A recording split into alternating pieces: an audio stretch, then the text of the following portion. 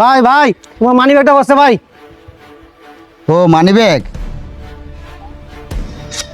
এই মানি ব্যাগে তো অনেকগুলো টাকা ছিল, এই অল্প টাকা কেন?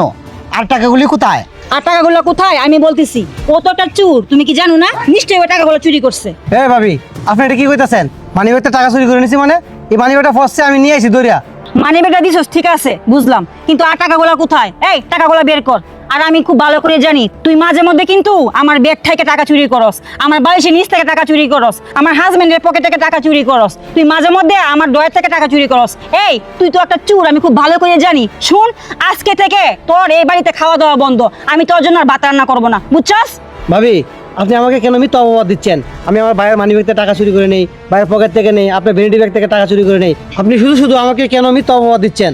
এই আমি কি শুধু শুধু মিথ্যা অপবাদ দিচ্ছি মানে? হ্যাঁ, আমি যা বলছি সব বলা সত্যি। এই তুই টাকা চুরি করস নাই, তুই তো এখনই এই মানি ব্যাগ থেকে টাকা চুরি করছস। এই আবার মিথ্যা কথা বলছি মানে? আমি তো সবই সত্য বলছি। এই শুন, আজকে তুই এই মুহূর্তে আমার বাড়ি থেকে বের হয়ে যাবি, যা বলছি যা।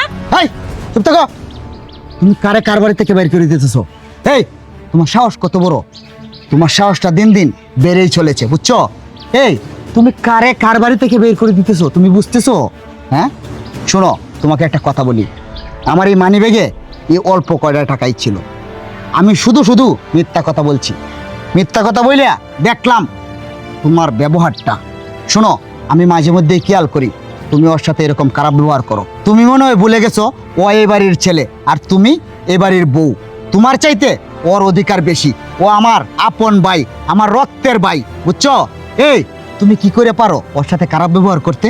তুমি কি মনে করছো? হ্যাঁ, ও কিছু বলে না দেখিয়া? ও কেন কিছু বলে না জানো? ও আমাকে সম্মান করে, তুমি আমার ওয়াইফ, তুমি ওর বড় ভাইয়ের ওয়াইফ বলে তোমাকে সম্মান করে কিছু বলে না। আর তুমি এই সুযোগটা নিয়ে শুধু মাথায় উঠতেছো, ওর সাথে খারাপ ব্যবহার করো। আমি অনেকবার দেখেছি ওর সাথে তুমি খারাপ ব্যবহার করতে, আজকে প্রমাণস্বরূপ নিজের চোখে দেখলাম। শোনো, এই মানিব্যাগটা আমি ইচ্ছা করে এখানে ফালাইছিলাম, আর এই মানিব্যাগে এই অল্প কয়টা টাকাই ছিল। কিন্তু আমি বেশি টাকা কেন বলছি জানো? তোমার ব্যবহারটুকু দেখার জন্য। তোমার ব্যবহারটা আমি নিজ চোখে দেখলাম। শোনো, তোমাকে একটা কথা বলি, এই বাড়িতে যদি থাকতে হয় তাহলে আমাদের পরিবেশের সাথে মানানসই যদি থাকো তাহলে থাকো, নইলে আজকে থেকে তোমার এই বাড়িতে আর কোনো জায়গা নাই।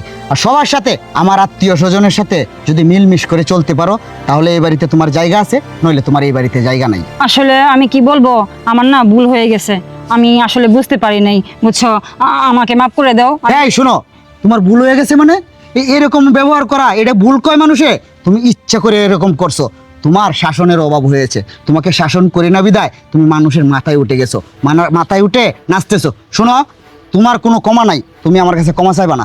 তুমি আজকে থেকে আমার বাড়ি থেকে বাইরে যাবা, বেরো। আরে ভাই, তুমি পাগল হয়ে গেছো। আর ভাবি যেহেতু ভাবির ভুলটা বুঝতে পারছে, তুমি ভাবিরা মাফ করে দাও। ভাবি আমাকে গালাগালি করতেই পারে, এটা আমি কিছু মনে করি নাই। আসলে ছোট্টু ভাই, তোর সাথে আমি অনেক খারাপ ব্যবহার করে ফেলাইছি, আমারে মাফ করে দে ভাই, আমি এরকম আর করবো না ভাই। ভাই আমি বাসায় বাসায়। আচ্ছা ঠিক আছে, চলো।